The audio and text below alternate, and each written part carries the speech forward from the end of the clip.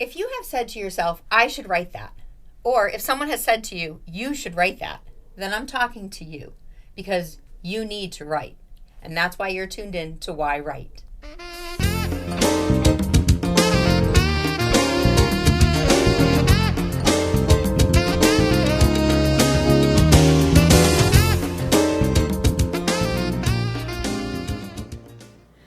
Hi, welcome to yWrite. I'm your host, Angela Grout. Thank you so much for tuning in to another episode of yWrite today, because you're going to learn why you should be writing to tell your story, as myself and my guests share how we've written our stories and why we've written them. Today I am in Philadelphia at the International Women Writers Guild conference, and I have with me Leslie Neustadt. Leslie is from upper state New York, and she is a former board of director here at the IWWG, or as we refer to it as the Guild. She began writing as a lawyer. She spent many years and earned her degree and became a lawyer. She did a lot of legal brief writing. But at the age of 50, she began creative writing. She found a peer group, which we're going to talk to her more about, and find out how that nurtured her and how that helped her to become the writer that she is now. She has written and published poems, anthologies. She has written a monologue, which I have seen, which is wonderful. She has done mini memoir pieces, and she has published her own book called Bearing Fruit, which is right here. And we're going to talk to her about that. She also, besides writing, also teaches the craft of writing, and she facilitates a free write series for the Guild on Zoom. So let's hear about that, and I want to just say thank you so much, Leslie, for coming on the show. It's my pleasure. Thank you. It's so good to see you. So tell me how you got involved in the Guild and how you started writing, because of course you didn't get involved with the Guild until after you started doing some writing. I mean, you're 50 years old, you're a lawyer, and then you say, I'm going to write something fun or healing. It really began with tragedy. My sister died at 45. My brother had a brain tumor. And I was diagnosed first with celiac and then blood cancer. And I went to a yoga workshop. There was a woman who used to be very involved in the Guild, Marilyn Day. And we were at a yoga and creative writing workshop. And we were supposed to respond to, are we good girls or bad girls? How did we identify when we were growing up? And I said, I was a goody two-shoes on the outside, but inside I was beyond redemption. And Marilyn Day said, you have to write about that. Yeah. And she had this wonderful peer writing group called Women Words. And she was responsible for attracting all kinds of women. She would bring prompts, poetry, and it was supportive. The focus was not on craft. It was welcoming. It was listening to every woman's story. And she brought me to the Guild when we were at Skidmore. And it opened up an avenue for me to express grief, joy, and figure my way out. And at the Guild, you don't have to come a well-established writer. You can be learning here, and everybody will accept you. And so slowly, bit by bit, I took workshops and honed my craft. And then this book that I have, Bearing Fruit, I had a relapse in my cancer. I was afraid that I would die, and I wanted to leave something behind. And I worked with Linda Levy Schneider, who's remarkable, who put me in touch with other women who helped me birth the book. And then I lived. Oh my God. And your story's not over. And it's been incredible. When did you write the book? Or when did you publish the book? I published it in 2014. Okay. And I woke up in the middle of the night and I said, if I'm going to get behind this, I'm going to give every dollar to not-for-profits. And not-for-profits that address issues that have been big issues in my life. So, for example, I have a very rare form of cancer and a disease called amyloidosis. And so I have written poems about my experiences. And then I would speak at Survivors Day, and all the money from the sale of books would go there. And so it actually gave me a bully pulpit. Yeah. Not that I intended it that way, I don't think. I always find that when you do write a book, something comes out. Like, it evolves into something more than you thought. You thought, like, oh, you're just writing beautiful poetry, maybe leaving something behind for your children to enjoy and to remember and really learn who you are. And then all of a sudden it evolves into, like you're saying, something that you can use for fundraising events to get awareness to, you'll have to say it, alpha lamidoma. Amyloidosis. But I think also what I have found when I've stood up and shared difficult things is many people can't do that. And yet people will come up in the audience. The first poem I read at the Guild, when we had hundreds of women there, we were at Skidmore, and it was my first poem, and I had lost a premature daughter for whom I still have grief. I never had another daughter to raise. And at the time, Jewish mourning rituals did not include the rituals for a baby that didn't live 30 days. And when my childhood rabbi told me, she doesn't need to be named, you don't need a funeral, there's no sitting shiva, I was devastated. Oh, it's devastating. I never named her. I was too sick to go. We buried her in an unmarked grave between my husband's grandparents. Years later, in Myra Shapiro's workshop, we were reading something that triggered what was it like to have my breast full of milk and no baby to suckle.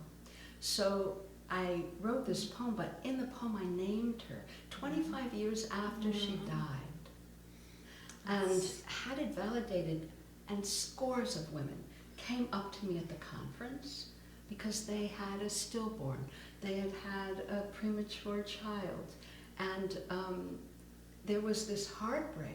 Yeah. And so what happened to me is I realized many women have experienced this. Yes. You're writing not just from your own experience, but you're writing from a shared experience for the voices that can't voice themselves, whether they're not speaking their story or writing their story. You wrote your story and it resonates with them, and it's saying thank you for sharing how I felt. The other thing is to bring awareness to the Jewish tradition of how what might have made sense historically when many, many, many babies died, and it was overwhelming. It was a different environment, right? Yeah. Hundreds and hundreds and hundreds and hundreds of years ago. But it was no longer appropriate in the modern world. Yeah. So to be able to articulate it, to stand up, to say this is patrilineal. Yeah, it's so true. I mean, and still even in this modern times or postmodernism times, whatever, it's, a lot of people don't mourn the loss publicly of a child that died, or an infant, or even like a miscarriage, whether it's early or late term. And for the mother who carried that child, there's such a connection there that always remains. So it does bring awareness to all of that, and you're just writing a poem brings everybody together. So it's like, wow, yeah, she went through that, I went through that, or I knew someone who went through that, and you can have more empathy for the person, saying they didn't get the proper burial or the proper prayers or shiva or all of that. So yeah, it's I'm taking a playwriting lab right now and I'm loving it. It's on monologues, so be prepared, I'll be doing longer monologues maybe, but one of the monologues that we got to watch was yours, and it is very touching. It definitely brings in the Jewish tradition, and it's sharing a story that opens your eyes, and it makes you open your heart, and you're feeling it, and when you're getting those goosebumps from a 3-minute monologue, that it's so powerful. And things like when you come to a writers conference or you join a writers group, this is how you learn to tell those stories. Absolutely. So I'm in my 70s. I'm blessed with curiosity and a willingness to fail, because failing's important. If you expect that all of a sudden you're going to start doing something new and you're like fully born, and I mean, there may be people who have direct, they channel things from the divine. But for me, what happened is I found out about this historical event.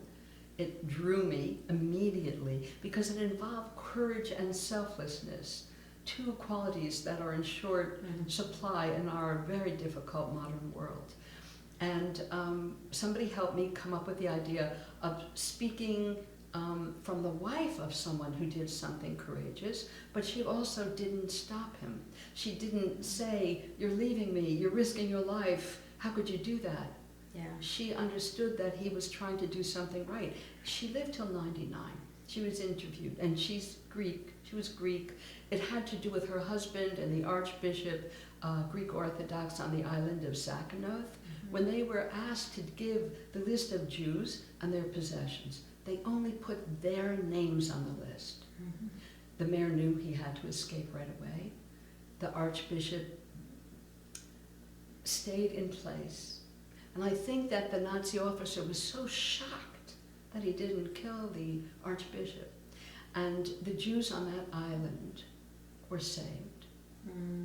And it was a place where not one person turned them in. And everybody was starving. 80% of Greek Jews were murdered. The idea that there was... the Nazis came in and took all of their food. Yeah. Everything. Yeah. So to be able to bring this historical event to life was really a privilege for me. And now I'm working on a series of poems about it. So that's a new avenue for me to say, I'm going to take something in history and I'm going to try and tell the tale in various ways. And it's a little bit about healing ancestry too. Right. Because we carry the stories that we've heard or that we learn, and whether it's just in society in general or that deeply affected our family, they still can become scars and wounds on us even though we didn't live through it. Well, about a year ago, my brother found an old tape of my grandfather that had been lost for decades. And it was made when my sister was doing a project for high school to interview a grandparent. And we sat and listened as my grandfather calmly said, well, my father worked outside of the Jewish ghetto, and we kept kosher. And we knew that the only safe way for me to bring him food was to go in the middle of the night and walk 10 miles along the river. And then he would wait till the next evening, 8 years old. I have an 11-year-old grandson, a 9-year-old grandson, and a 5-year-old grandson. And then he says very calmly, oh, the police chief said we could move because my father was running the mill, right, that threshed the wheat. And so we moved. And then the night of Passover, a holiday where there's no bread in the house, where you're eating unleavened bread, where you're telling the tale of slavery, he came in drunk with bread. He smeared it all over and tried to rape my great-grandmother.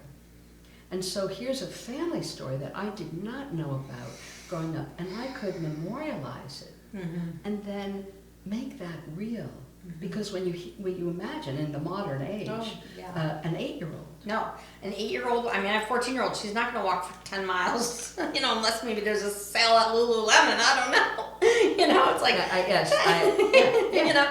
to go walk 10 miles to bring your father food, that's just very heroic, very courageous, and, it is those family stories that, storytellers around the table share. But for, more professional writers to incorporate that story in a poem or a short story where it can be shared with the general population to bring awareness.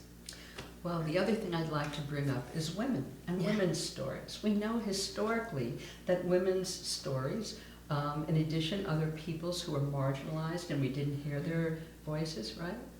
Writers of color, indigenous people, that to bring forth those stories is important. And I was a history major, and it's like the importance of the narratives of enslaved people. Yeah. And so history is also the personal.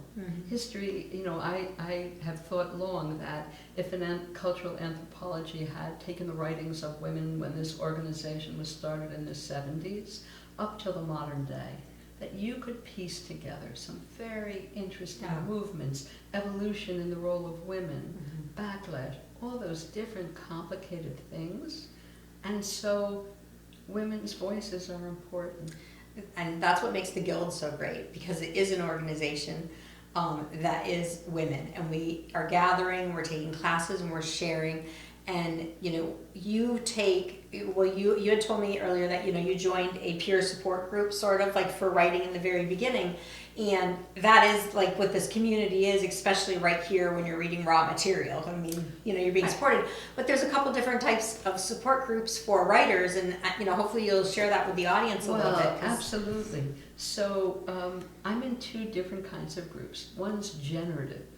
Mm-hmm. So we're really working with prompts. Because I write poetry, or what I'll call flash memoir, I don't work with a group where, let's say, it's an accountability group. There are people who have long-term projects. It's very different. So I have generative groups. I have one group where we'll take a book that's spiritual, that has exercises, and go through them, write to them. Mm. And often we get wonderful writing that can be, honed. And the other group is a serious poetry critique group. Again, there are boundaries, there are rules, there are all kinds of etiquette. How can you give feedback in a positive way? Yes. And I'm in this poetry critique group, and they're wonderful poets, each with a very unique voice. Mm-hmm. We bring a poem, everybody reads it. There's a lead person who's responsible for opening the comments. And I was used to, as a lawyer, I was an appellate lawyer for most of my career in the Attorney General's office. So if we were going to be in the top court, your work was going to be reviewed at 2 levels. Mm-hmm. So I had always had people editing my work. I didn't get all upset. Mm-hmm. I was open, and I'm still very open to people's comments, trying to ferret out, okay, what should I really reconsider, mm-hmm. and what, even despite people questioning it, I retain it. And to have that judgment, mm-hmm. have enough faith in yourself, but at the same time be open to learning, I think is very important. It's very important to have faith in yourself. I know people who, have written and they'll edit and edit and edit and edit, but there comes a time where, you have to kind of stop taking outside. Someone's always going to find something to want you to change, or, and you just have to say, no, this is, how I'm comfortable with it, and I'm leaving it like this. And, I'll share with the audience, like, we met through the IWWG during the pandemic, the silver lining of the pandemic. And, I had been writing for years, and I happened to go online and saw that there was a free write. And I believe you were facilitating this free write, and, all the Zoom cameras are on, and everybody's there, and you're leading this, prompts, and we're writing, and then, of course, it's time to share, which you don't have to share. But, like, hearing yourself read your story, and then getting that little feedback, it really does start to build your confidence. It helps to empower the story to make it, that it's a story. Well, I think we have wonderful teachers. And I was privileged that in the beginning, when I had this idea of let's provide free rights, it was, how do we keep the spirit of the Guild alive during the pandemic? And people showed up. A lot of people showed up from all over the world. And in the beginning, I asked the teachers who've been teaching here a long time to volunteer their efforts. Mm-hmm. Finally, we were able to raise some money. We still are trying to raise money. And teachers from all walks of life have, and we don't have the means to pay a lot of money. But on the other hand, getting an audience of 50, 60, 70, 80, 100 people is very, it's and they were showing up. And so it's been wonderful for me. The other thing I want to share is that people will never go off Zoom. It's here to stay. It's here to stay. I participated in the Sierra Poetry Festival in the mountains of California. I've been to the Emily Dickinson, all these places that I wouldn't necessarily go. Yeah. And I've been able to study with people who are far afield from me. Mm-hmm. Yeah. Not everybody wants to study poetry. Not everybody wants to go on these long journeys. I mean, we can't afford to go on these journeys. But inside of all of us is that story. And this is what, I talk to a lot of my audience about is, we all have that story inside us that we want to share. And whether we're verbal storytellers or we tell it, on a stage or on a page, on the page can come in so many different formats. And for you, poetry has kind of become your genre, I would say. This book here, Bearing Fruit, is a collection of your poetry. And where can people buy this book? Where can they find this book to learn more about you and to, really find out? So I have a website, leslieneustadt.com. Okay. Bearing Fruit is available on Amazon. Every dollar from the sale of the proceeds goes to not-for-profits, some to organizations that do creative therapy, some to organizations for people who have rare illnesses. And I have kind of a challenging childhood, and so there are organizations that help children. That's wonderful. So that's been, and I still donate every penny. I have another manuscript that's a finished manuscript that I'm shopping for a small press, and my husband gave me an It's a memoir? No, it's called The Sustenance of Stars, and it's also a book of poetry. Oh, lovely. And no idea when that's coming out yet. We're going to No. wait for that publisher. Publishers, pick up your phone right now and call her. She's got a ready manuscript ready to go. People want to read it. I do have somebody reading it, and obviously I'm eager for his feedback. Yeah. The other thing I just want to say is that you can write in journals, and even if you never share it, putting it on the page is so important. Oh, you're capturing your memory, your time, your feelings. And like you said, when they said, were you a good girl or, that bad girl? When you said, oh, I was a very good girl, but on the inside you were devious, it's like, oh, we want to hear those thoughts. And that journal writing is a great way to express those thoughts, because sometimes we don't always want to say what we're thinking. But when you're going to write a book and you want to, especially a memoir, you want to be honest, like sometimes you want to include that stuff. So to be able to go back and look in your journal is really nice to say, what was I thinking back then? And I know you're like, oh, one more thing I want to say. And I'm thinking, I have like 5 more things I want to say, and I know we're going to run out of time. But one of the things that you had shared with me is that when you first joined the Guild, you became doing like pen pal lettering. And, let's tell the audience about how important having a pen pal can be. Well, I had heard an incredible exchange between Natalie Diaz, an amazing poet, and Ada Limon, who is now a poet laureate. And during the pandemic, they were writing letter poems to each other. And I had wanted to start a pen pal program. But then when I thought epistolary poems, and Marge Hahn, who's a longtime teacher, brilliant teacher and poet, led us. And every time we met, she would bring a poem, a letter poem, as a model. And I was paired with a brilliant young poet from Ghana. And we wrote back and forth. And so I have a series of poems that I treasure, both of hers and mine. And I just recommend letter writing. Yeah. Back in 2nd grade, I became a pen pal with my cousin, who's I call my twin. We're, like the same age and stuff. And she lived 4 miles down the street. But something about getting that letter in the mailbox, like, made it so official and so formal and so important. And, her and I laughed that we still have some of these letters.